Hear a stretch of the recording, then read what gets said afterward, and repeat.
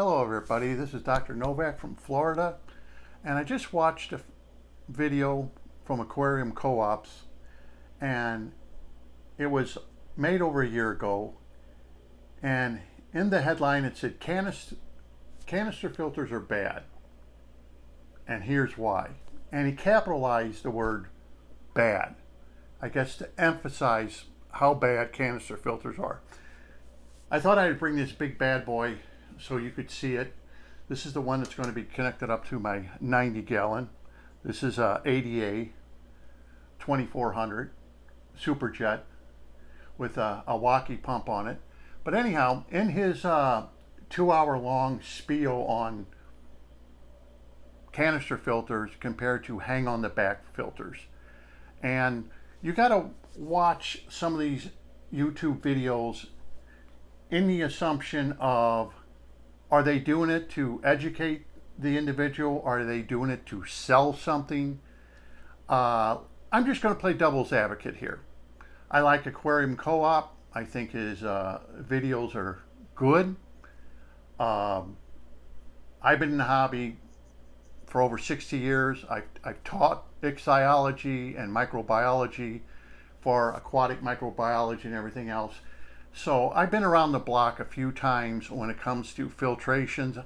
I've used filtration systems that only the hobbyists can dream of on professional levels. Okay, everyone using micron filters down to 1-2 microns, filtering water to the point where the TDS is 0, or more on industrial levels and everything else.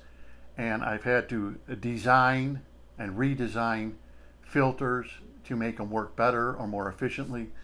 But that's a pretty broad paintbrush when someone says one filtration system is bad. And I believe that's a misnomer. There are no bad filters out there. When I first started in this hobby years ago, we had Metafram fish tanks. They had metal around them, and we had little box filters that you had to put in your aquarium. That's what we used. And a air pump that made noise, had a little adjustment on top. You had to wrap them in a towel or something because they made so much rattling noise. And you can imagine as a kid, and you got noisy bubbles, noisy aquarium air pump. It doesn't go over very big with your parents. But anyway, as time went on, there were like a Dynaco filter that fit on the back. It was green, it worked by a magnet. It had an outlet that you could literally adjust. It didn't make noise until actually it got maybe about a year old. Then it started rattling because it worked by a magnet. One magnet was on the bottom of the motor, another magnet was in the filter, and it would spin the propeller that way, and it would start rattling after a while. And that was real high tech for me as a child to get one, or as a young adult, if you want to say that, because of the fact that it was a hang on the back that actually didn't take up room inside the aquarium. But we do have sponge filters. We still have box filters today, and there's nothing wrong with them. A lot of breeders will use them. It makes a lot of sense. They're cheap, inexpensive. Sponge filters will have a benefit of growing a lot of bacteria and carrying a lot of microorganisms on them if they're in the aquarium long enough to do that. And your box filters, which you can buy, they're not expensive, can be loaded up with floss, carbon, or whatever medium you would like to fill it with, and you can put it in your breeder tank, and so what if it takes up room. But cosmetically today, it's a little different. When I had fish tanks and aquariums in the early 70s, once we got out of the 60s into the 70s, we had AquaClear, and we had your Seamaster pumps, hang on the back. They were big, they were bulky, they had tubes. You either had them with Supreme Seamaster, you would have a Supreme, and these were all adjustable. They hung on the back of the aquarium, and you would have tubes, lift tubes, and these tubes you would fill with water and they work by suction. You would either have 2 tubes or 4 tubes. The motors were like 300 gallons an hour, 600 gallons an hour. And this is back in the early 70s. But you had lift tubes, they were in your aquarium, and you could adjust the output to any direction you want, even squirting down. Let's say you had fish like angels, discus that don't like a lot of water movement. You can point it directly straight down. Or you can have that outlet go into an under gravel filter tube and really make everything very calm and just use a bubbler to agitate the surface. So we had all kinds of choices with the hang on the back. But I'm going to be honest with you, they worked very efficiently because water was pulled from the top down. So if you filled it full of carbon and filter floss, the detritus and everything else that went inside that had to be pulled through it. Okay, there was no other way to go. It didn't work by gravity. It worked by actually the motor would pull it down, have a little bitty plate underneath it that was like a little under gravel filter, so water would go down and go back to the pump. Great idea. Then they changed. The hang on the back filters began to change, and they changed for one reason: ease of maintenance. They didn't change to become better or more efficient. They changed because of one thing and one thing only: ease of maintenance. And they start making cartridges. Well, that's a consumable. And anytime you make a filter or anything that's a consumable, you make money. Now, any engineer is going to tell you that. And that is what they hire engineers for, to design something, but make sure it uses consumables, so you, the hobbyists, have to keep buying those consumables. That's how they make their money. Like if you take this canister filter, for example, this thing's going to last forever. So the only thing you're going to be buying is either a motor after 10 years or however long this Iwaki's going to last, and I've heard them lasting 10 plus years. And what goes in it. You're never going to have to replace it. It's not like the plastic filters today. Not that you have to buy something like this because it's extremely expensive, but it's just to give you an idea of how far we have come from that. When I had to hang on the back filters, and even as a child, when I saw my first canister filter, it was at a department store, and it was an Eheim, and I thought, wow, look at this. The filter's outside the aquarium, and cosmetically, it didn't look bad. Meaning all you had was 2 hoses going in your aquarium. One for intake, one for out. And you can set that to your liking. They had a spray bar, but if you don't want to use it, don't use it. Have it spray across, have it do whatever you want. It gave you versatility. And these new hang on the back filters gave away versatility because they start making them where they work by gravity, and they had a spillover. And the spillover heads right towards the front of your tank and makes a current. And fish that do not like current, there was no way to really kind of stop that current from coming to the front of your aquarium. But it was all for the sake of making oxygen and things like that. So these hang on the back filters became easier to use, but they have a consumable, and what you do is put the floss in there, and it had about a teaspoon of carbon in there, and then they had another floss on the other side that maybe was a little bit, the matrix of it was a little bit tighter than the first one. And of course they made them in colors. You have to make them in colors. You have to have blue, and then the carbon, then white. Of course, that's the way you have to make it. You know, there's no reason for the colors, but they just do that for cosmetic purposes. It looks nice to the hobbyists. So what happens when you do something that runs by gravity is you cannot have, like, for example, a canister filter, you cannot put microfilters in there, that can filter down to 50 microns or 25 microns or 30 microns. They won't work. They'll clog up. And AquaClear was one of them. They make a sponge. It goes on the bottom. And even Aquarium Co-op admitted that the sponge is so easy to get clogged up the filter overflows. So the convenience of the hang on the back filter is they're easy to maintain and they are cheap.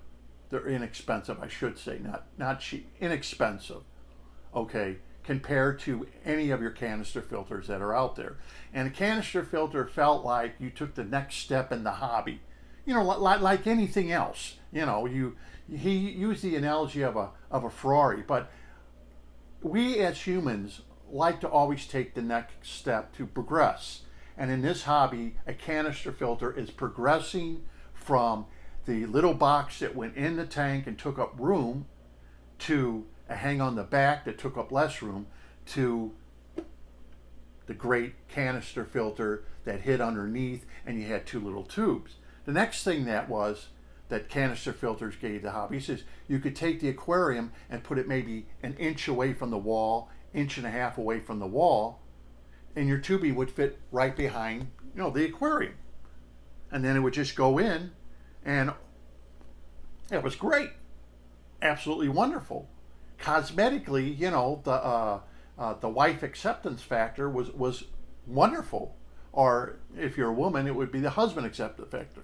Pulling a tank out 4 to 6 inches away from the wall, and then you had the tank, it cosmetically didn't look good. It doesn't look appealing. So as hobbyists, we are always trying to make things cosmetically look nice with our aquariums, but we are also trying to achieve a purpose. So I will never badmouth any of the filters that are out there that one is bad. The word that should have been used instead of bad was some filters are more efficient than other filters. Some filters are easier to maintain than other filters. And Aquarium Co-op, a lot of his videos are about how to modify the hang on the back filter. And you're thinking, is he doing this because this is the filter he mainly sells? And the truth of the matter is, I've worked in aquarium stores, pet stores and stuff. I've worked and seen how it really goes. And yes, you're going to push an item that you sell the most of. It's easier to push a $25 or $20 filter compared to a $125 filter. Let's face facts. You're going to sell 5 to 1 or 10 to 1. Maybe those numbers could even be higher. So I understand where he's coming from. Like I said, I'm playing devil's advocate because he does own a store. I, on the other hand, do not own a store. I don't sell people things. I educate people. I tell you the way it is so you make an astute decision on what you want to do and how you want to spend your wherewithals. I do not make that decision for you. Just like this, a lot of people say complete overkill. I'd rather buy a Fluval 4 or a Fluval 6. But the motors on the Fluvals, for example, are not an Anoxic motor. This motor, if you went to buy it, is probably a $600 motor compared to what Fluval would put in theirs. And DIY does a review on a Fluval that he bought himself, and he complains about the 900 gallons per hour motor that is rated onto that canister filter, that it really doesn't put out 900 gallons an hour. Thing with these Anoxic pumps on this particular canister filter, it's got a 15-foot head. Now that means it has a lot of torque. It's a big motor. It's got a lot of torque.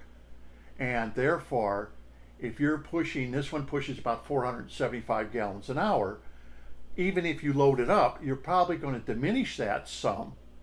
But with that much head pressure, you're not going to diminish it too much. Where on DIY, he complained about that 900 gallons an hour is not 900 gallons an hour, and it will not filter a 300 gallon aquarium or whatever Fluval says it will do, because the motor is not capable of putting 900 gallons an hour out and let's say 15, 20, 25 foot of head. Okay, and they're rating those at an empty canister of how they're rating that. So the reason I can understand why ADA does charge so much for these stainless steel canister filters is because they're putting on a top-notch Japanese pump. This is probably the best you can buy, but it's up to each hobbyist. But hang on the back filters, and Co-ops talks about it, and he talks about how to modify them constantly, which is good. Show the hobbyists how to modify their hang on the back, because that may be all the money they have to spend. And I understand it because I use hang on the backs. Everybody probably uses hangs on the back when you first start.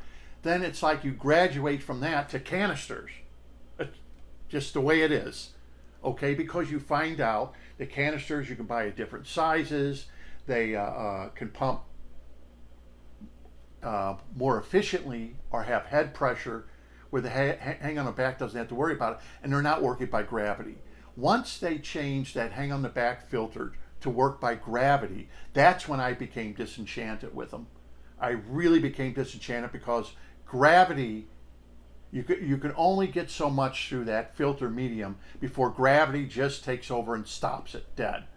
Okay, and compare it like to a sponge filter or that little bitty box filter. Those, the water was being forced into the medium, and then it was clean, and then it would bubble out. Just like a sponge filter does. It's forced into the sponge and then bubble. It doesn't work by gravity. Anything that works by gravity winds up biting the hobbyist in the ass in the end. That's the only thing I can say. And I saw that when they went that route and thought to myself, people aren't going to be happy with that, because they're going to be stuck with whatever the manufacturer gives them, the consumable good, for them to make money. And it makes it real simple, it makes it easy, but efficiently you're not going to do it. Now, he does make some good points, Aquarium Co-op. If you have a filter, how long should you let it go when it clogs up? Well, I don't know. I see a lot of breeders that breed some very expensive fish, and they have these sponge filters that get pretty dirty. And they seem to be breeding some pretty expensive angels and expensive discus. They use sponge filters and they get pretty dirty. You don't see them looking immaculately clean. They're dirty. They let them get dirty, and then the fry can actually eat and pick off that sponge filter what's on there. And there's a lot of articles that were written a long time ago in a lot of your aquarium magazines, Tropical Fish Hobbyist, and other aquarium magazines that talked about, let your filter get a little dirty so it builds up bacteria, and that's perfectly fine. That's part of the system. Fish are used to that. They don't need a sterile environment. Fish do not. They have to get used to the bacteria because they have at least 10 different bacteria on their body already, and at least 3 different parasites on their body. Fish do, okay, at all times. And we all know this. We know that in the saltwater hobby, that you can buy a pink-tailed trigger or something like that and put them in your tank, and boom, you have ick immediately. So some fish are just carrying these parasites and it doesn't bother them. And as soon as they go into a different environment, boom, that parasite just takes off, and all of a sudden your whole aquarium's full of parasites of ick or something. But the point I'm bringing is, we don't want our fish to be in a complete sterile environment. Otherwise, we would just use reverse osmosis water. Then we would send it through a UV light to kill any bacteria in it, and we would put our fish in that. But we don't. We need to have the bacteria. You need to have a balance of bacteria and a balance of how clean the environment is. And fish can adjust to their environment. And if you've ever been to South America, if you went to Thailand, South America, you've been to Vietnam, you will see the waterways sometimes they don't look clean and clear. They're all muddy, they're murky, they're moving, but fish have adjusted to these conditions. So we don't really have to get anal about how often you're going to do something, because fish, like we humans, adjust to their environment. And as long as they're growing, not getting sick, and performing the way we want, like breeding, then we don't have to have a sterile environment. So I understand what he says about changing, and if you have a mechanical filter and that's what it's going to be used for, mechanically changing something, you're going to change it like every 30 days. That's why a lot of aquariums will have a pre-filter. So basically, when I had my salt water and we had our mini reef tanks back then, I used to clean my mini reef pre-filter every single day, sometimes twice a day, before I went to work and when I came home. We use filter socks now to clean them so we can pull them out, put a new one in right away every single day. You could do that, okay? This helps lower nitrates, ammonia, phosphates, because we're trying to remove something. But in the real world, it's which I have to deal with. I have to deal with people all over the world. In the real world, that's not a reality for a lot of people. You can dictate to human beings what to do and they're not going to do it. So in this case, you have to design filters and equipment that will suit everybody. Like in this has a biostenosis clarification basket, a BCB. This aquarium next to me has a BCB and a smaller ADA 600 filter. You can use the Eheim or whatever, but the reason I have that is because that never gets cleaned. You pull it out, set it off to the side, you take everything else that's in the filter, you can take everything else in here, all your carbon, everything, and throw it away. Put all new, brand new, put your BCB back in that doesn't clog, so you always have your bacteria, and you don't have to replace it. Because Aquarium Co-op, he brings up some real good subject matter that everything is designed to be a consumable. He talks about noodles that you would put in, but they recommend you replace these noodles after a year because they become clogged with polymeric adhesive, which bacteria create when you have an environment that, like this is pumping 475 gallons an hour, so that water's moving pretty fast. Now, in order to prevent, like in this tube, water shear, which is called, the bacteria will be free floating in the water. It'll come here, and bacteria is constantly looking for a surface to adhere to. Plus, it's breaking away and going back into the environment. So you constantly have bacteria in your environment and bacteria that is trying to find a surface area to cling to do their job. So that's why as time goes on, you'll see this tube here and it will start turning white from bacteria. And it doesn't matter whether you're running something at 475 gallons an hour or 25,000 gallons an hour, the same thing's going to happen. So bacteria start building up water shear, and what happens is the cells live and die, and then more cells jump onto that, and that's where you get the white, and eventually this turns, and eventually the filter will have bacteria in it. That all takes time, and I always tell people give about 30 days. So if you clean your filter every 30 days, you will destroy a lot of that bacteria. That's why they came up with, clean everything in a bucket of water from your aquarium, because you're trying to save the bacteria. Makes a lot of sense. Even a hang on the back, if you modify it and put noodles in it, whatever, you have the same problem. But this does not mean you're not going to wash away the loose bacteria whenever you disturb it. Of course you are. But hopefully you're going to contain enough of it in its pore structure to contain that bacteria, so when you put it back in after cleaning, it will do the job you want it to without having an ammonia spike or anything else. When I use a plenum or you use a BCB, because this is something the BCB you don't have to clean, it doesn't clog, because if you've been watching my channel, you know that BCB basket, or if you put it in a pond or whatever, it doesn't clog because water is not being forced through it. In fact, water is not even being gravity fed through the medium.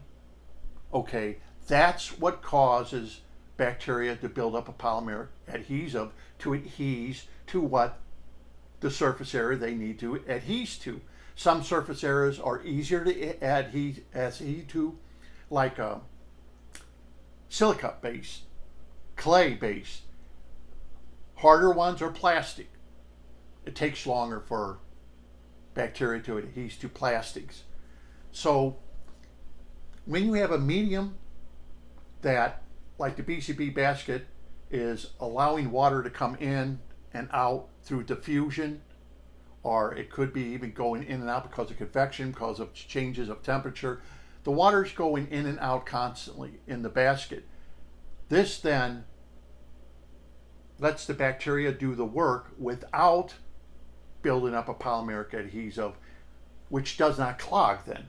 Now, if you don't believe me, if you look up some older articles on stuff, this has all been explained in magazines too, where even manufacturers have said, we came up with a filter medium and it doesn't need to be at a fast environment because you don't want to build that polymeric adhesive to clog it up. And this has all been written in articles from manufacturers and things too. But when they first came out with all these noodles and stuff like that, and it still reminds me of a product called Superex that came from the United Kingdom, was tested in Germany, and they made these fantastic claims because it was open cell, it was round noodles, it looked like the noodles that Eheim has, that were ceramic noodles, okay? But the only difference is it was a sintered glass. Under heat, it sinters, and you got this pocket where bacteria can get into. And they made these fantastic claims. They showed all these tests in the lab and how they did the test and blah, blah, blah. They even went as far in Practical Fish Keeping Magazine. It's right there in Practical Fish Keeping Magazine, probably from the 80s. And they showed that one little box, someone showed one little box, like a shoe box, did a whole pond. Well, we know that can't be because it's going to eventually clog and it's going to eventually cause problems. And people became disenchanted with that product because they made these big claims and still clogging is a problem. Anytime you take water that has a particulate matter in it and force it through something, it is going to clog. That's just the way it is. Natural systems, like the Plenum that's in this aquarium next to me, move water in and out very slowly. Okay. But that helps them so they don't clog. Because when you move something very slowly, you're not pulling water and detritus and everything through it. And that was a problem they had with under gravel filters. But getting back to the canister and getting back to the hang on the back. Hang on the backs are good filters. They're not bad. There are no bad filters out there, really. You may say there's a bad filter, you may name a particular manufacturer, but is that really a bad filter or just its quality? Or its quality control isn't there? And as an engineer, a lot of times you're told by a manufacturer, instead of making this, this tube here 2 millimeters thick, make it 1 millimeter thick. Okay, so we redesign it for the mold or whatever to be 1 millimeter thick because it's cheaper, it's less expensive. You will see that they'll have something on a canister or another kind of filter, and they'll tell the engineer that we need to save on plastic, so instead of making that one thick piece of plastic, put some legs in it. And that will help with cooling of the mold, and it will be cheaper in the long run. We'll use less plastic. See, everything boils down to money when you're an engineer. Unless money means nothing, okay, like if you're going to go in the aerospace industry, when money's there and they can spend it, you can almost design things with no hose bar because they don't want things going wrong. They don't want things breaking. They don't want a little bitty cheap plastic part breaking. But when it comes to what we use as hobbyists, the engineers are constantly being told you have to cheap out on that. And we've seen it through life. The filters that used to be made to hang on the backs, they had a motor on like a Supreme. Those motors would run forever. You had to oil them. at least once a year, the bearings. And I've seen those motors. My motors look pristine. They look new, 15, 20-year-old, still running. And I saw other hobbyist motors. They were all rusty, and they were still running. I mean, those things, they just wouldn't die, those motors. As long as you oiled the bearings, those things ran. The Supreme motor ran. They weren't made out of plastic. They were made out of metal, and they ran forever. Nothing seems to be designed that way today. Yeah, you could say this pump is designed to last for a long, long time, but most things are made so they become a consumable after an amount of time and they break. They're designed that way. Good example is aquarium heaters. They know how to make them right. They know what to do. They can ask any electrician who, I have a friend of mine who is an engineer, and he could tell you exactly how to make an aquarium heater that will last for years. No manufacturer is going to do it, people. They're just not going to do it. It's going to cost them more. But the trouble is, I'm seeing heaters out there costing hundreds of dollars. Now we're getting up in price in heaters. It's nothing to spend $60, $100, $200 on a heater now. Aquarium Co-op brings about the kind of heaters that you would hook in line here, a hydro, and he said they break. Well, I had a canister filter in Eheim, and it was great. Eheim put a heater in the bottom of the canister filter. It was great. Okay, it only read in centigrade, not Fahrenheit, but it was great. You know, you didn't have to have a heater in your tank to cosmetically take away from your aquarium. But it broke. Now what do? You got a canister filter, a heater doesn't work anymore, and part of the bottom of it has a heating element in it, and it broke because it was made cheap. So this is, I guess, what I'm saying is the hang on the back filter has its place. It's usually for newer hobbyists or someone who has a lot of aquariums and doesn't want to spend the money on canister filters. But canister filters, Eheim came up with a canister filter that was a wet-dry filter. I know a guy in Australia that is using one of those wet-dry Eheim canister filters to this day. The thing's got to be 18 plus years old. And it would fill up, the canister filter would literally fill up with water. Then when it came to a certain height, a float would come up, and then it would empty. And then the float would go back down, and then it would fill back up, float would come up, and great idea. I mean, it was a great idea. You had like a wet-dry filter that would gas off CO2. It would make an environment a very hot. They don't make it anymore. They don't make that because it had its problems. After a while, it didn't work right. And the thing would get stuck, and the tank would just fill up and stay filled. You had a normal thing. And then they had 3 hoses. They had one hose for your intake, outtake, and then they had an air hose, an air breathing hose that went all the way up to your aquarium that would allow the canister filter to breathe. Okay? Sometimes water would come out of that.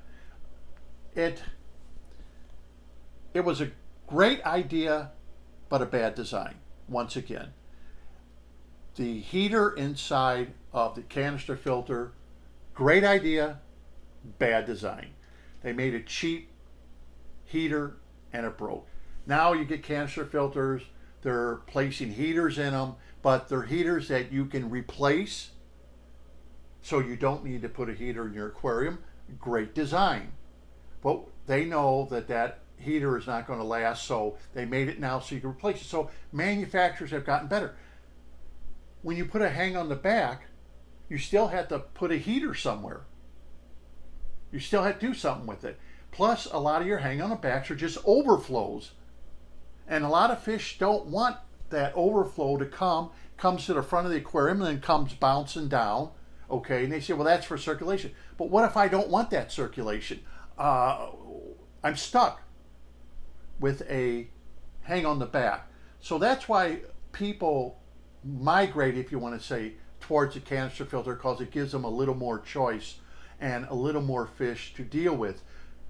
Another thing is the maintenance time, because they're not based off of gravity, which we all know gravity is not the way to go because it clogs up very easily because you're just gravity doing it. It's being, where the water's coming back in. And they came up with other things. Marineland came up with the penguin filter with the little roller thing. As soon as I saw that little roller thing, I said, oh, that's not going to work. And the claim was it had a mile's worth of threads in it and it spinned around. I said, that's not going to work. And what do you mean that's not going to work? It sounds like a great idea. I said, it's a great idea that's going to fail because when that thing is rolling, bacteria is going to collect on it. It's going to build up a polymeric adhesive. It's going to clog it up. So all that surface area is not going to exist anymore because of the polymeric adhesive, and it's not going to spin. Oh, what do you think happened to it? Boom. And then it would go around, and sometimes they would just stop and go like this, and people hated them. I haven't met anyone yet that got one and said, oh, I love it, and I still use it. People hate them after a while. Then you had to replace the wheel or try to clean. So all these ideas, right away, I looked at it as an engineer and said, that's not going to work. It's a gimmick. It's a great idea, and it's going to just, I hate to say it, just piss people off. And it did. Then the wheels don't work. And every time I went over somebody's house and looked at one of those hang on the back filters, the filter was either stopped or it was just going back and forth like this. I said, why don't you replace it? Well, I can't replace. You know how much that thing costs? Yeah, it was a consumable. That's why they did it. It's a consumable. Once it gets dirty, you've got to go through the hassle of trying to clean it, using bleach, you got to get the calcium off of it, then you got to try to open it up with bleach, so you have to buy another one to replace that one. So, and if you didn't feel like doing that, you had to buy it, and it wasn't cheap. Sooner or later, people took them off. They bought a new hang on the back of some other new design, because believe me, whenever a manufacturer tells an engineer, we need something new, he's got to think of something new, like an Apple tech. The techs for Apple have to keep thinking of something new. They have to constantly be thinking of, and if you don't, you're fired. That's all it is. It's the same way with all this stuff. You have to keep the cutting edge. You have to keep thinking of something new. A little switch here, a little something here that tells you it's clogged up. A little something has to change so they can try to get your money. And whether it's good, bad, or indifference, like I said, the Eheim, the wet dry filter, great idea. I had one. When it worked, it was beautiful, but it failed. The heater that was built into the bottom, but you couldn't replace it very easily, it broke. Now how do I have to buy it from Eheim? Very expensive. You have to take it all apart. You have to buy all the rubber gaskets. And another thing is with these new canister filters, they like to make pumps. Oh, that's the greatest new invention. Some engineer came up with this pump idea. It's got an O-ring around, and you pump it, right? Wait until that fails on you. You got company over, and you go pump the thing, and all of a sudden water starts pouring out of the top because the seal flips on you. Now, anyone knows that seal in there, any engineer will tell you that seal in there has to be a Teflon seal, which is very expensive. And it has to be a cup seal. You have to engineer correctly. By the time the engineer is done, a manufacturer looks at it and says, well, we can't do that. It's going to cost too much money. Can't we just use an O-ring? Okay, that's what you want. He puts an O-ring in it. You start pumping it. And that O-ring's going to wind up flipping or giving out on you or drying out on you. Or if you put the canister up for a while, it dries up after it's been exposed to water. Then you use it again, it may work, and then boom, the thing cracks, boom, you got water all over the place. I had those. They leaked on me too. Something like this, very simple. But Eheim made simple filters like the 2217, 2215, but people didn't like it because, oh, it's a hassle. It's a hassle. I gotta empty it. It takes me 20 minutes. I want something that's simpler with little baskets. Well, that's what they made. They made little baskets, but there's all kinds of ways of water because water takes the path of least resistance. And if you have a little bitty hole, quarter-inch hole, that water is going to go towards that quarter-inch hole. It's like electricity. Takes the path of least resistance. That's why these hang on the back filters, gravity fed, water's always going to take the path of least resistance. So as soon as that filter starts clogging, water's going to try to find out what part has the least resistance and go there. And then once that clogs up, then they came up with overflows so you could see, but then you're looking at the filter and it's not really that dirty. So it falls in the category of, yeah, you can change your filter more, but that's good. The manufacturer loves that because it means you're buying more consumables. So I can understand Aquarium Co-op trying to show you how in one way to put filter medium in there to make it last longer, but in the same breath, he said in his video, you shouldn't let it go too long because if it's mechanical, then it shouldn't go too long.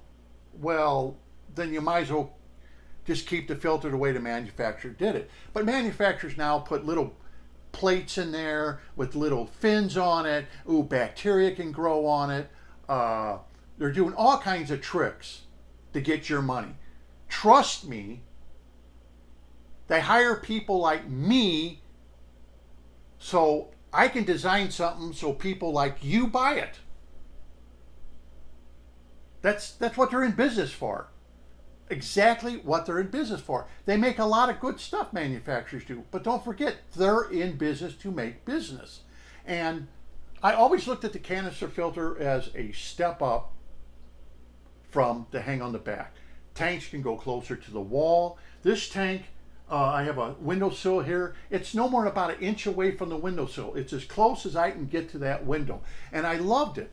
And everybody loved it when they can get their aquariums closer to the wall and that hang on the back was finally discarded and you didn't need that 6 inches behind the wall anymore because things cosmetically look good. And it's just normal. That's the way we are. All your life you may turn around and you drive a cheap Ford, Chevy, Toyota, right? You have to buy the cheapest car. Okay, we're happy with that. Then one day you get a raise, you move up, you get a job, you get something better, you get a better car. And then as time goes on, you may wind up buying that Mercedes. And as time goes on, if you do better, you may buy the Maserati, the Ferrari, the Lamborghini, the Bentley, the Rolls Royce. Nobody likes to stay down. They always want to move up because it makes us happy. Anyone can wear a Swatch watch, right? Anyone can wear that. Anyone could afford it. But what's neat is if you could buy that Grand Seiko, or you can buy that Rolex that you always wanted. Not that you need it. Not that it's going to keep time better than that cheap $20 Swatch. It's just that it makes us feel better that we have quality versus functionality, because both watches are functional. Both are going to tell time. But it's nice just to say, I got quality. I mean, like this. This is really overkill. It's overkill price. I'm going to admit it. It does a job just like the old Eheims do. It's made to last forever. It's got the best motor you could probably buy on it. You can't say anything really bad about it because this is the top of the line as far as what it's going to do. And you have versatility. But I'd still have to tell a hobbyist, if you don't have the money to afford the top of the line, there's lots of choices underneath this that you could buy. And we all know that the cheaper filters, you may go through some of them. They may wind up breaking on you. You'll find out, oh, well, now I know why it's cheaper. You may buy Eheim, you may buy Sun, you may buy Fluval. You always hear the negative side of buying those products because of breakage. The hang on the back has the same thing. It's a good, for me, sponge filters and box filters that you put in your aquarium, great for breeders, great for a beginner, or great for breeders. Let's say if you have 20, 30 tanks, all you need is one nice air compressor and boom, you're running 20, 30, 40 tanks. And that's great. But for the hobbyist, it just has, 2, 3 tanks in their house. They may want to spend the money and get a nice filter. The first ones they're going to buy is the hang on the backs because they're cheap. After a while, they're not going to like the consumables. There's always going to be a negative. They can't adjust things. They buy a fish that doesn't like the flow.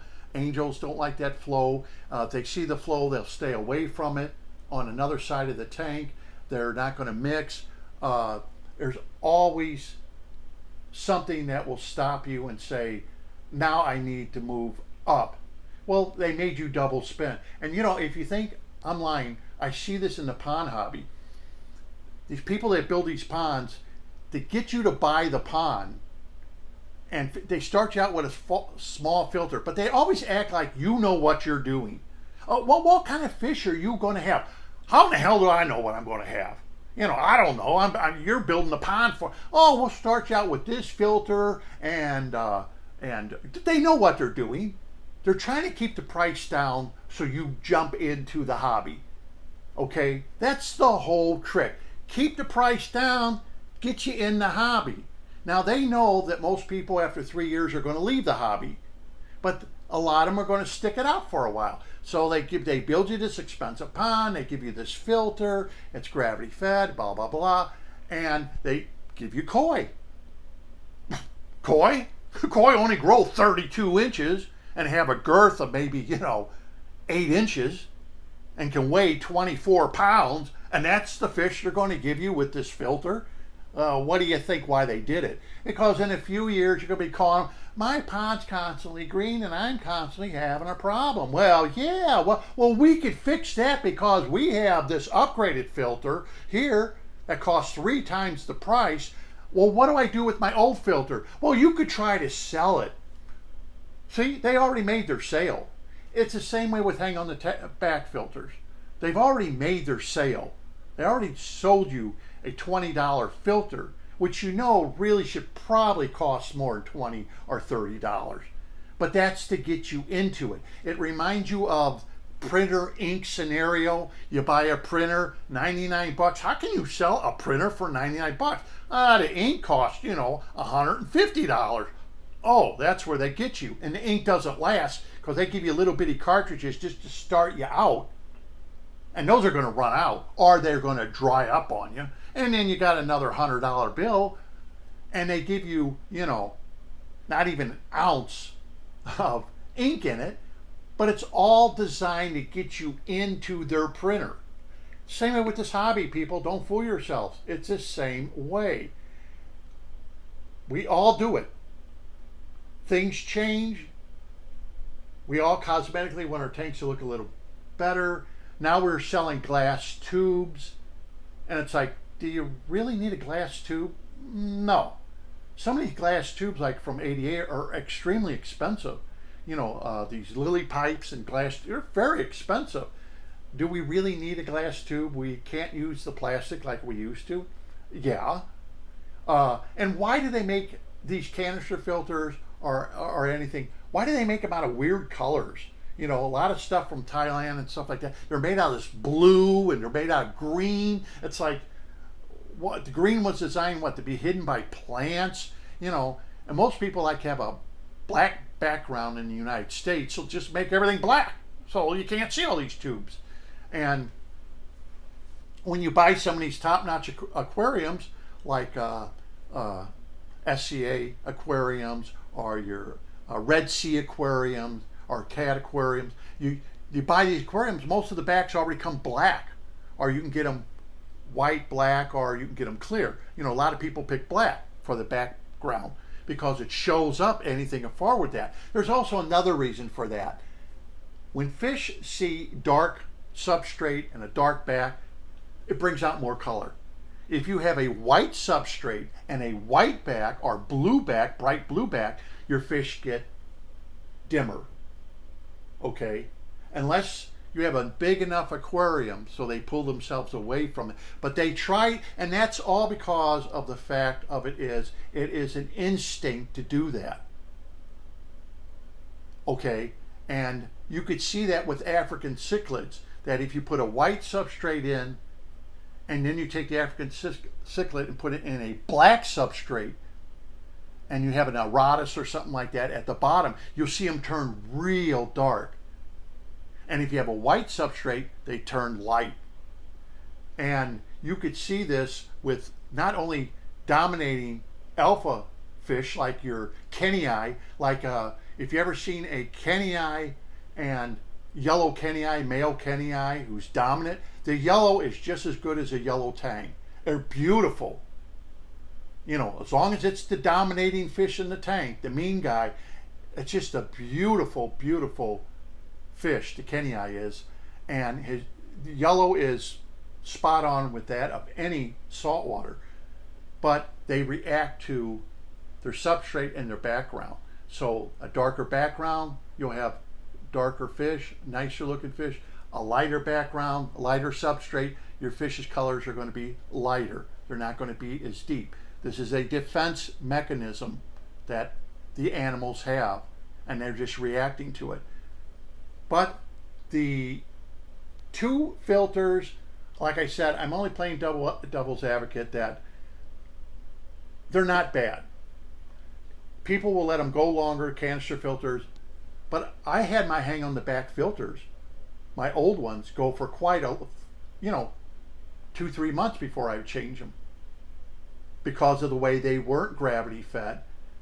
Okay, people get lazy. You got to deal with human beings. Human beings, you got the person out there who's going to do a video and says, you must do this. I'm not that person. I learned that people are going to do what they want, so you have to work around their schedule. They are not going to work around my schedule. So you have to make things so if they get a little lazy, it will help them out in the long run, so they could be secured that if I didn't clean my canister now for 60 days or 90 days, well, don't worry about it. If you have a filter designed correctly, it should handle that. Your aquarium should handle that. What the things you'll have to watch out is your redox starting to drop? Are your fish getting sick? Is everything doing healthy? Are you now starting to promote algae because maybe it's getting a little too dirty? So manufacturers are trying all kinds of gimmicks to get you to buy their filters and make them so they have big biological insights to them. And if you want to compare it to hang on the back to the canister, no way the hang on the back is going to compare to a canister as far as biological. It just is not going to happen unless that thing is huge. But for what the sizes they are, it's not going to do it. Biologically, no, it's not going to do it. Canister filters went out, definitely hands down over that. If you want biological, canister filters are definitely going to carry more biological, even if you just set them up to be mechanical with nothing but floss or poly filters along with carbon. You can carry more carbon in these if you want to use carbon. A lot of people use carbon. You can carry the best grade of carbon you want. You're not subject to a manufacturer that puts a teaspoon in a little bag for you. And see, people become disenchanted because they put these bags in with the little teaspoon of carbon, and their water is still turning yellow and their fish still aren't doing good. And they find out that this was designed for ease of maintenance. It wasn't designed to be long term, where you could put 16 ounces of carbon if you could afford it. Like this canister, for example, probably has 3 pounds of carbon in it. 3 pounds of carbon. Carbon's not all that expensive, so I could put 3 pounds of carbon in something like that. You know, a lot of people say, well, that much carbon becomes a waste. Well, no, it doesn't become a waste because people like Dick Boyd couldn't make the claim that their carbon lasts 3 or 4 months.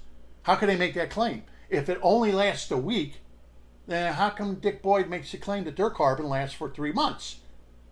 If somebody else says it only lasts a week, or it only lasts 2 weeks, or it only lasts 30 days, well, then somebody's lying. Either Dick Boyd, that's been around for 40 plus years, is lying, or somebody else is lying. Okay, it depends on the grade of your carbon too.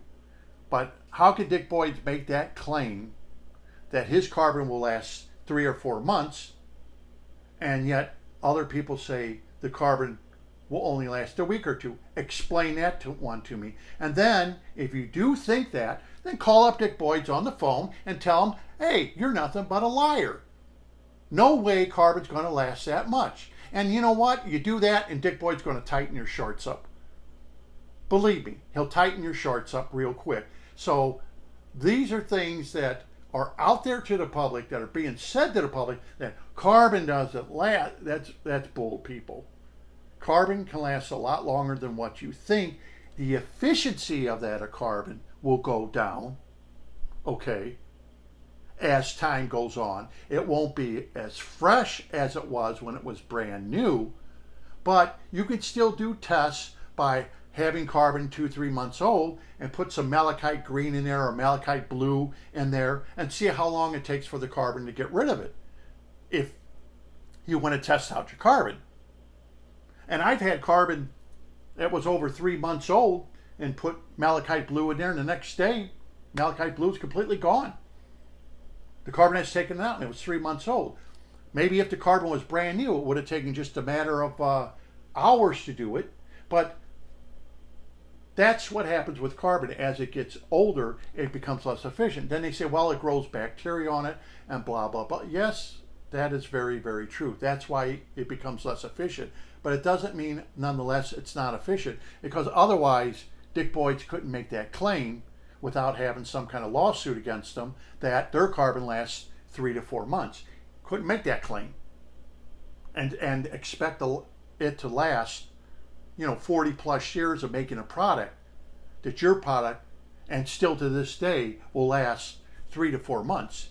Because a long time ago, Dick Boyd would use a high grade of carbon, the same kind as the United States Navy would use. And there are different carbons for air, some are for water, and some are for air. But anyhow, that's what he used to use. What he uses now, I don't know. But I have a video on how to make your own kind of generic Dick Boyds, and you can just make it yourself today. Unfortunately, all the patents are gone, and anyone can make, if they want, a Dick Boyd's carbon if you want to make it, or you can still go out and buy it. That's why I made the video for. But these give you the flexibility that a hang on the back doesn't. So I understand where Aquarium Co-op is trying to help people when they buy a hang on the back filter, to help it improve it as far as biologically goes. But what about chemically? What about if I want to use carbon? How much can that filter take of carbon? Can I put a pound of carbon in? It's inexpensive. It will clean my water. It'll make it crystal clear. Can I stuff it full of Dick Boyds? Do I have this flexibility as I do with a canister filter? No, and you really have to think about how you're going to do it. Now you have to buy new sponges. Now the manufacturer has just doubled his money. And I'm not trying to badmouth Aquarium Co-op. No, he's trying to help people. But now he gets to make another sale of, you're buying another sponge, you're buying this, you're buying that, because you're trying to improve a product that should have been done by the engineers. But the company itself told the engineers, this is what we want. We have to have consumables. Don't make it so good that people can use their own consumables and bake up their own consumables and save money. I mean, my video on how to make a generic Dick Boyd, you save a ton of money. They don't want you to do that. You know, Dick Boyd's doesn't want you to make your own Dick Boyd's. They want you to buy, he wants you to buy his. That's how he makes money. But today, we have the versatility of making our own things. Canister filters give you that. Hang on the backs, limit you. Then you soon realize, I got to go to the canister. So his video was over 2 hours long. I know this is getting kind of lengthy, probably this video, but I just wanted to make very clear, there are no bad filters. There are no bad filters. They each have a place in the hobby. So someone who badmouths a filter is badmouthing it not because it's bad, it's because maybe it was designed incorrectly, or it was cheap, plastic parts were breaking on it. Like I said, the ping one with the little rolly thing, you know, they eventually just rock back and forth or stopped. These are bad designs. They served a purpose. They sold a lot of them. There was another manufacturer that made a filter, Marineland, and it was a great idea. They had a motor at the bottom. It had a magnet. Then you put the Marineland filter over it. A magnetic pump would another magnet would spin the impeller, and they had a little basket, and the basket had a lid you pull off. You fill it full of carbon, put the lid on, and then they had a sleeve that you put over it. You put that in there, put it all back together again. They had on-off valves for it. Great idea. Great idea. Marineland had a great idea. The thing rattled. The replacement parts got thinner and cheaper. It broke easier. Their gaskets were cheap. The on-off valves, they weren't like the Eheim. They didn't taper them. They had a sleeve in there with 2 O-rings. Any engineer is going to tell you, you know, what are you doing with that? That is not going to last. Any engineer would look at that and say, what are you doing? You know, where did you go to school to learn that stuff? Eheim had it right, because machinery all comes with tapers. You put a chuck in, the chuck's tapered, and it locks it up in there. Germans had it right with the Eheim quick disconnects.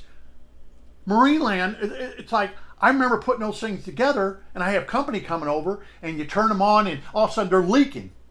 You pull them out, and you're trying to save yourself because I don't have any gaskets, and you're calling up the aquarium stores, and, we don't carry that in stock, but we can get them for you in a week. A week? During the meantime, I have no filter? And so you're trying to use plumber's tape on it and everything to try to get it to stop leaking. I mean, I could see where a lot of those end up in the trash can. See, this is what happens. They misengineer stuff. They had a good thing. They should have played on that good thing when they had it. Hang on the back filters used to be good. We didn't like the siphon tubes, but you could put anything you wanted in that hang on the back filter. It was big. You could put anything you want. You could put carbon in there. You could put floss in there. You could put anything you wanted in that thing, and it would suck it right on through. And that thing would run for months and months and months. And it would turn like the sponges that get all full of gum. If that's what you wanted, that's what you had with those filters. Today, they're not designed that way. Everything's designed to be gravity fed, so it conks out on you quicker. And of course, you have 2 trains of thought. Well, that means you have to change it. Well, not everybody can change their stuff or get to it, especially in the summertime when people get more relaxed on their aquariums. Canister filter gives them that leeway. So you can let this thing run 90 days during the whole summer when you're busy, and then when you come back to winter and you start thinking about fish, like, oh yeah, I better change this thing and clean it out. And it's dirty, but you clean it out, get everything going back again, and you've just destroyed a lot of your bacteria and stuff that was in there. But of course, with the BCB, you don't clean it. You just stick it off to the side, so your bacteria is alive, so you can renew everything, put brand new everything else in, put the basket back in, and you're ready to go. Almost like Anoxic Filtration, where you have your 7x7x12 baskets, and I never took those apart and cleaned them in 32 years. Same way with this. I'll probably be dead and gone, and that basket will still be working. And I hate to say it, but That's how the BCB is. You'll be dead and gone before that thing ever goes. And if it did, let's just say for example, if it wasn't working, you felt it wasn't working, how much does oil dry cost or kitty litter cost where you dump it out, put some new in, put it back in there, and within 45 to 60 days, you're back up and running for years and years. You know, it's not a consumable that's going to break the bank. If you felt you needed to replace it, it doesn't break the bank. And so therefore, I think what Aquarium Co-ops does is very good. I think his videos are very good. They're informative. But like I said, on this case, saying canisters are bad, no, canisters aren't bad. They're designed to do a job. It's an upgrade for an hobbyist, I feel. It's an upgrade. You have a hang on the back. Now you can take your tank, push it closer to the wall, whatever you want cosmetically. It allows you to have a bigger canister if you want, whatever you can afford. If you want to can afford a big, huge fluval, fine. If all you can afford is a smaller canister filter, there's lots of manufacturers out there that you can buy beautiful, well-made canister filters that will micro clean your water compared to a hang on the back. Hang on the back can't do micro. You put micro in there and it's going to clog up and overflow. It's just gravity fed. These, because you have a pump, you can put micro in your canisters and get them down to 100 or 50 microns that really polish the water and make it look good. And that's why canisters have made it so long, this many years, because people realize that. They go, wow, you know, my water's a lot cleaner if I use the canister over the hang on the back. But you got to remember, hang on the back has a purpose. It gets you in the hobby. It's cheap. It's inexpensive. If you have several aquariums, instead of spending $125 or $100 or whatever a canister is going to cost you, some of these canister filters are very expensive. They're $300, $400. These ADAs, they're not cheap at all. You can buy a hang on the back for next to nothing and put it on your aquarium. If you don't mind it away from your wall at least 6 inches, you can buy them for next to nothing. They're pretty reliable today, the hang on the backs, but they have their purpose. And like this, I couldn't put a hang on the back on this. My lid's too close. I'd have to cut out my lid just to put a hang on the back there, or I'd have to have no lid at all. Okay. With a canister filter, if I had a glass lid and had the plastic piece in back, I just had to cut out 2 little zip, so my fish wouldn't jump out, and just put the lines in there. With a canister filter, you have to cut out all the plastic where the canister filter is. Okay. You'd have to cut all that out so the filter would fit in there. And I've even had this done where the glass won't fit because it sticks out too far. The hang on the back filter, it sticks out too far and the glass won't fit your glass lid. So now you have to run your tank without a lid. If you run it without a lid, then you're going to have your fish jumping out of your aquarium. So there are pluses and minuses with both. But to say one is bad, absolutely not. All filters out there, whether you make it yourself or whatever, there's no bad filters. They all serve a purpose for each individual out there. There are no bad filters. There are misdesigned filters that may not work as efficiently or as good as another filter, but to say it is bad is a misnomer completely, because everybody has a different idea on, right, their substrate. Some people take a bag, put it on. Some people say you've got to have 6 inches of substrate. Is that bad? Is that good? Well, it works for them.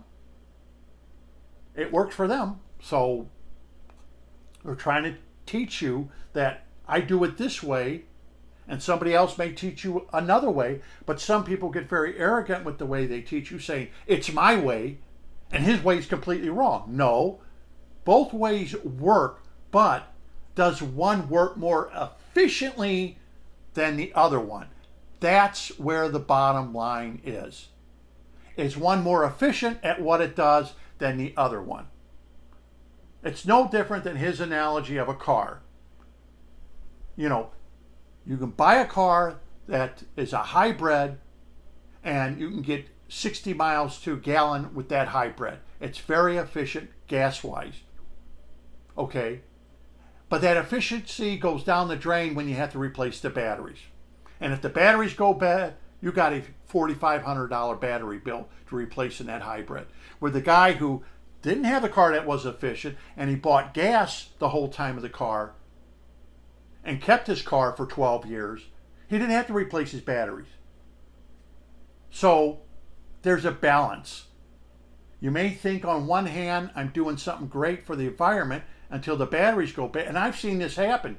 And that's happened to me. It's happened to other people. After the 100,000 miles, the batteries went bad. Your car's no good. Nobody wants it. I don't want to spend $4,500 on a car with 100,000 miles on it. You replace those batteries, then you sell the car. So this is exactly what I mean. There's a judgment call for everybody. What you want to do, but how efficiently will it do what you want it to do and the animal life you want to keep inside your aquarium. That's the bottom line. So hang on the backs, they have their efficiency. Canisters have their efficiency where they can even go down to microns on cleaning everything. You got a diatom filter that's even more efficient as far as cleaning and polishing water. They'll knock it all the way down to 1 micron if that's where you want to go. But you really don't see a lot of diatom filters anymore like you did in years past. But we would take a diatom filter and run them on our tanks, and literally they would polish the water. You would even see slime off your fish inside there. People, you would see these strings of slime, like holy, it was stripping that aquarium water and cleaning it that efficiently. It was actually taking everything out of there down to 1 micron, and then they would finally just clog up and couldn't run anymore, the diatom. But you really don't see those anymore in the trade. They're a gimmick that was there. It worked. It was a pain to kind of set them up, but people don't use them anymore to polish their water like that. You know, use a diatom filter like we used in years past. You don't need to clean your water that good. Okay, so I hope you got something out of this, that there are really no bad filters. I hate to play devil's advocate here, but there are no really bad filters. It's just their design is going to be different for what they're going to do on their applications. Okay, and you can always buy that Ford or Toyota and it's going to get you back and forth to work. But if you use his analogy, buying that Ferrari's going to get you back and forth to work. You're going to look cool and you're going to be able to go, 160, 180 miles an hour if you want. If you want, that's your choice. But do you need it? No. The other one's going to be more efficient. It's going to be able to go the speed limit. So it's up to each individual as far as filtration, what it's going to achieve. Why would you put a canister filter if you're a breeder and you have 40 aquariums? It wouldn't be efficient. It wouldn't be electrically efficient. It would be a lot of work than if you put like a sponge or two in each aquarium, and then 1 week you clean one sponge, 2 weeks later you clean the other sponge, and then 2 weeks later you clean. They know that. All you need is a compressor and some airline tubing. Okay, it's serving a purpose for the person with a fish room. We all know that. And then they add a lot of plants in there to help with clean up the environment of which the fish live in. But not everybody's that way. Not everybody has a lot of plants. In my aquarium, I purposely show you slow growing plants. Some people have very fast growing plants. So you compensate. There's always a compensation, people. You got to compensate. If you don't want an aquarium with a lot of plants, some way you got to compensate for that to keep your water clean and healthy and your fish healthy. Ponds are an example of that. I explained to you, I had, 17 koi and 1,200 gallons of water. Some of them almost 30 inches long, huge koi, you know, showing people how powerful the Anoxic Filtration System was. And I only had 4 water lilies. So it wasn't the plants cleaning the water. So these are the things you have to think about as time goes on. What kind of fish you're going to have, price you're going to pay for your fish, and how you want to take care of them. That's all up to you. No one can force you to do anything.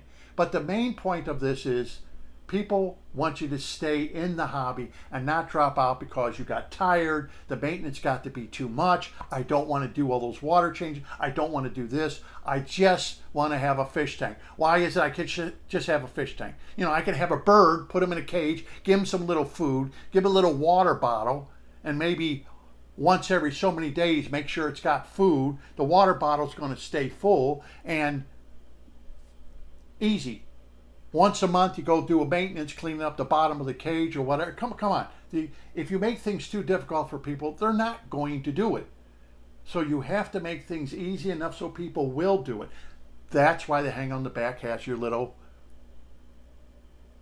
easy filters. You pick them up, put a new one in there, I'm done, I walk away, I clean my filter. That's why they did it. They got rid of the old time filters with the lift tubes, and they could have worked around that. But you can let them run longer and put your own stuff in there, and you didn't have to buy their stuff. That's no good. You don't make money that way. Okay, you know, if you work on your own car, mechanic doesn't make money. You know, but then there's auto parts stores that make money because guys go out there and say, hey, I can do my own brakes. Why do I need to pay $250 for the front and $250 for the back when I can buy $60 worth of brake pads and spend an afternoon out there with a couple of beers and replace my brakes? Give me a break. You know, I could do it myself cheaper. That's why people do it. Okay, that's how everything's been designed in the hobby too. That's how I try to tell you.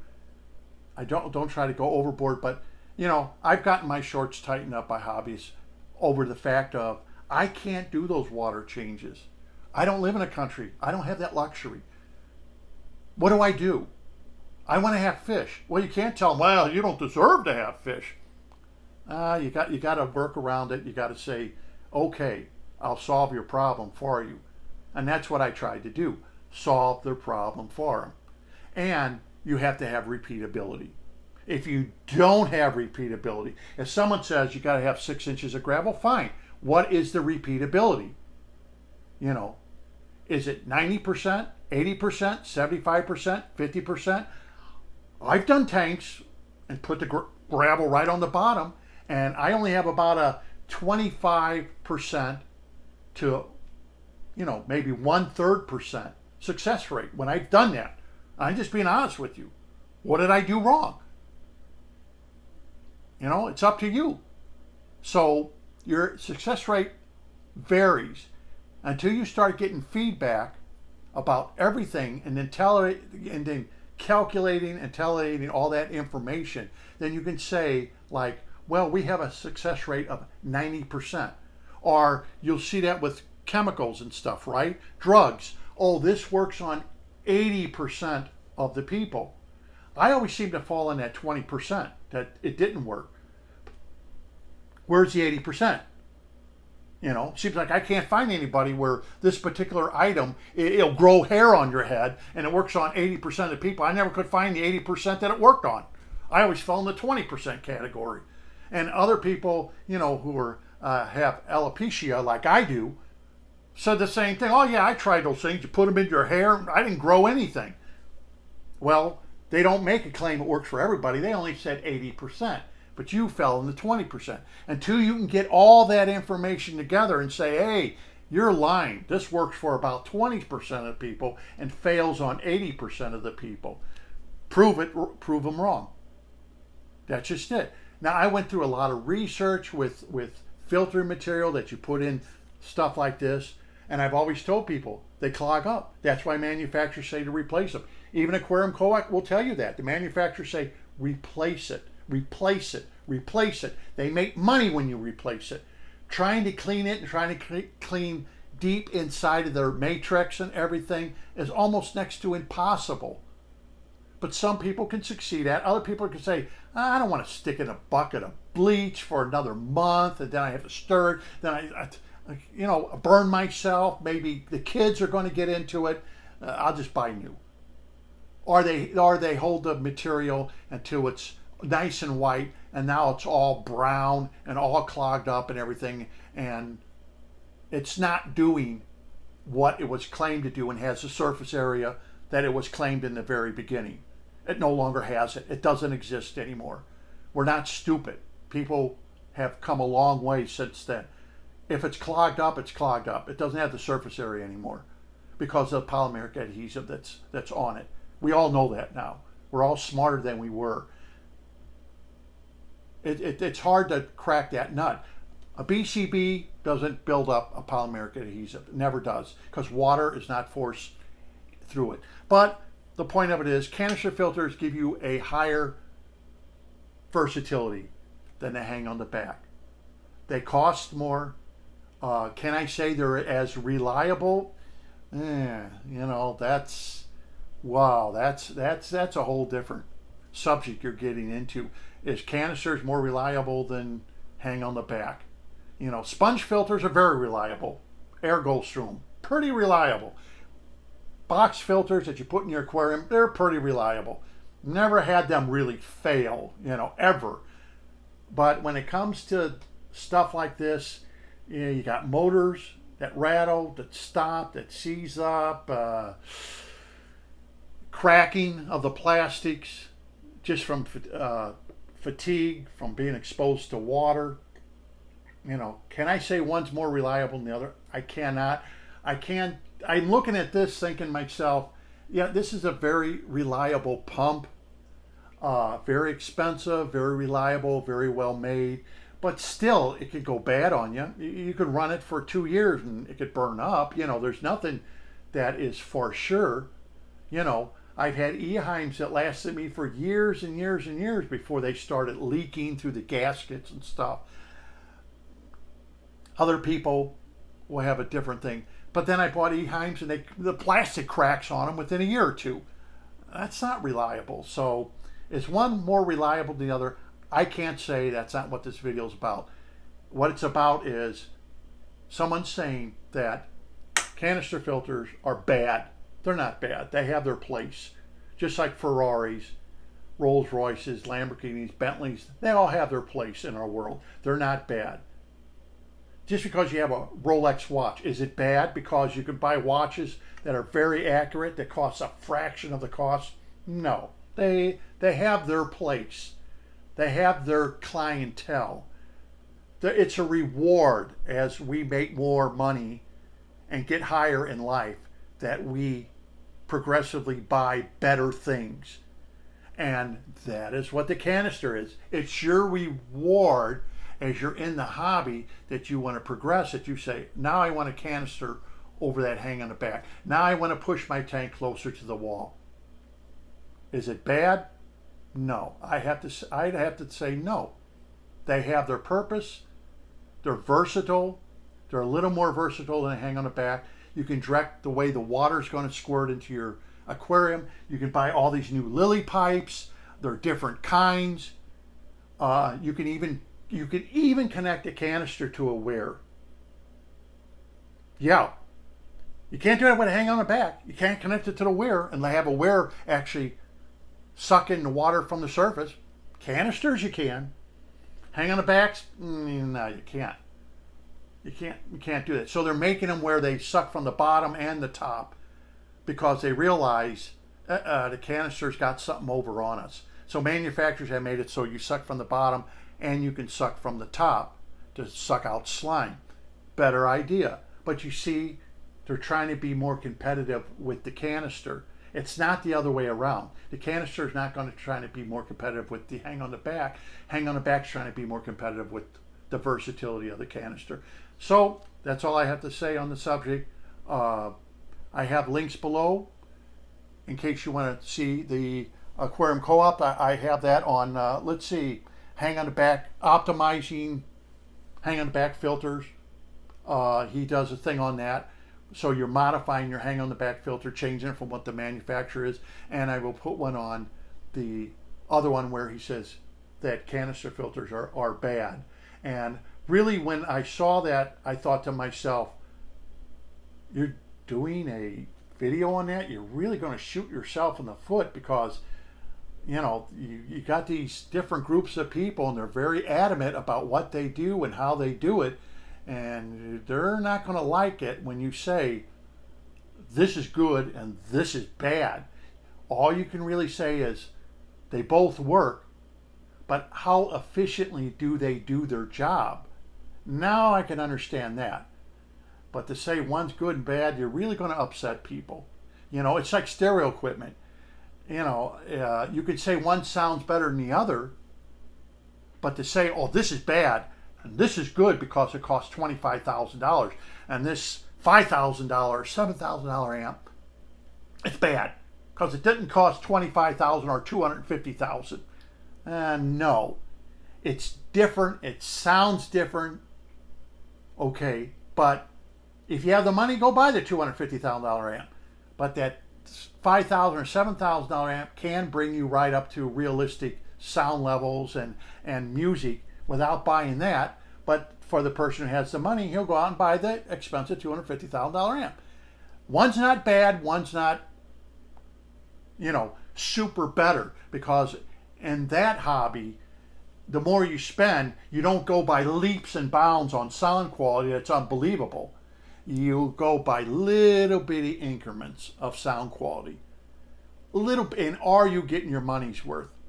So in this case, canister filters can really, go by leaps and bounds compared to hang on the back filters, as far as what they can do compared to a hang on the back, as far as polishing water, cleaning the water, the amount of bacteria that could be held in them, what they can do, the pumps you can put on them, like this pump, outrageously expensive, very reliable, 15-foot, 20-foot head pumps. It's a plethora of things you can do with canister filters compared to hang on the back. Yes, they outbeat the canister filter in that way, but as far as cost-wise, no, they're not going to be competitive. So I'm glad you watched, and till next time, hope your aquariums and everything do very well. Thank you very much for watching.